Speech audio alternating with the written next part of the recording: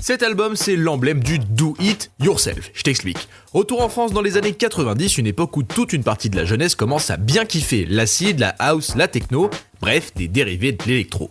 Tout ça, ça s'écoute en rave party, et là-bas t'as deux types de personnes, ceux qui écoutent et ceux qui créent ce son-là. Dans la deuxième catégorie, tu retrouves les Daft Punk, des mecs qui font du son depuis chez eux. Bien ouais, t'as compris le titre de l'album. Mais alors, qu'est-ce qui fait de ce truc un chef-d'œuvre ?